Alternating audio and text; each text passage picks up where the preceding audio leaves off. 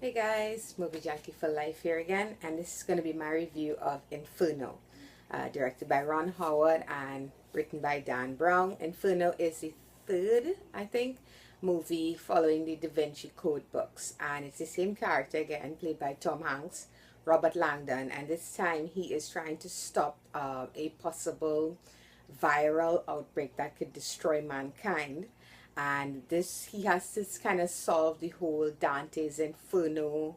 Well, the killer or the creator of the virus uses Dante's Inferno as a way of leaving clues for them to figure out where the virus is located, where he hid it, because he dies before everything starts. And I'm not giving anything away here, it's all in the trailer. So here's the thing about these movies for me.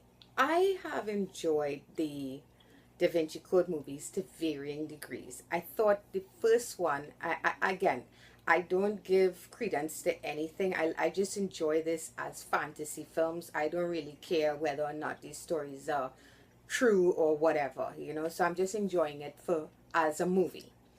That being said, I did enjoy the first one. I thought the pacing especially was pretty decent in the first one. The second one, I liked some of the stuff in it. It's very crazy, but again, I enjoyed it. I like a good mystery. I like a good thriller, and I think Tom Hanks does a really good job with this character. So here we have Inferno, and I don't know, maybe it's the timing. Maybe it's because for me these movies have kind of run their course. I really wasn't that invested in this one. So I hoped it would be good, but unfortunately I kind of felt it was middling. So let's get into it. So first of course we have the actors here. Now Felicity Jones is in this now. She plays the new female side to Robert Langdon's how should I say, adventure, right? Um, First of all, I'm sorry to say, for me, this character was just there. I really, since the first actress in the first one, the Da Vinci Code, the second actress was very forgettable for me.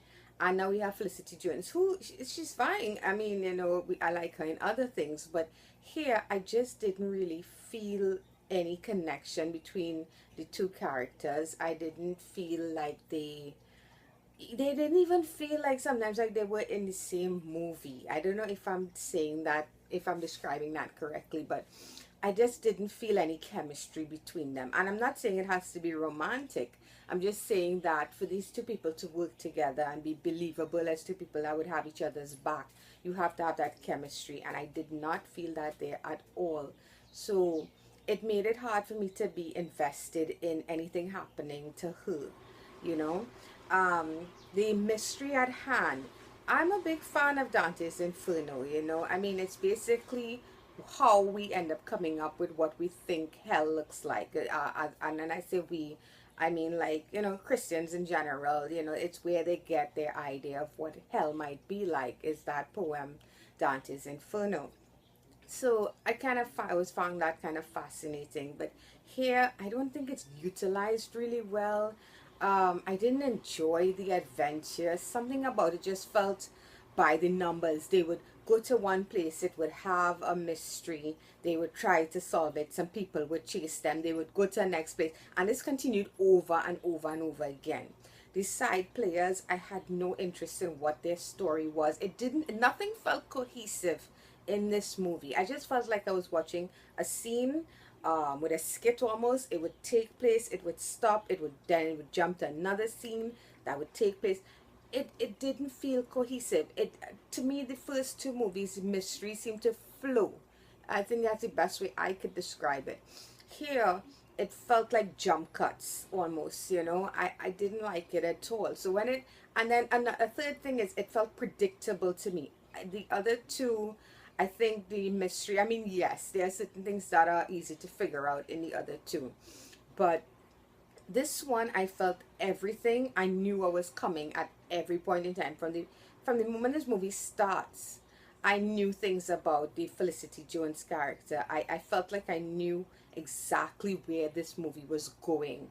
So it was boring for me because of that. There was nothing, there was no suspense, there was no thrills, there was no mystery, you know. And I never read the books, you know. I'm sure the books are probably very good. But this movie, if this represents this book, then I'm sorry, it doesn't make the book look that interesting or that good. So Inferno, I think, is the weakest in these mysteries.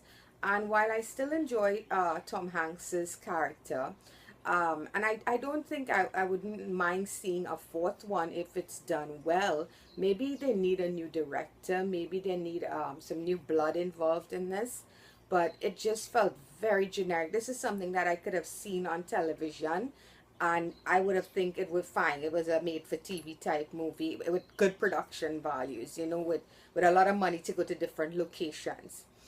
Another aspect that I always enjoyed is the different locales. But for me here, again, there was nothing about this movie that made me look forward to the next scene. You know, it just kind of happened for me. So unfortunately, I'm going to give Inferno a 5 out of 10. You know, it's not a bad film. It's just one of those movies I think you're going to watch, and as you walk out the cinema, you're going to immediately forget chunks of it. So, Inferno, 5 out of 10. Okay guys, till next time. Bye bye.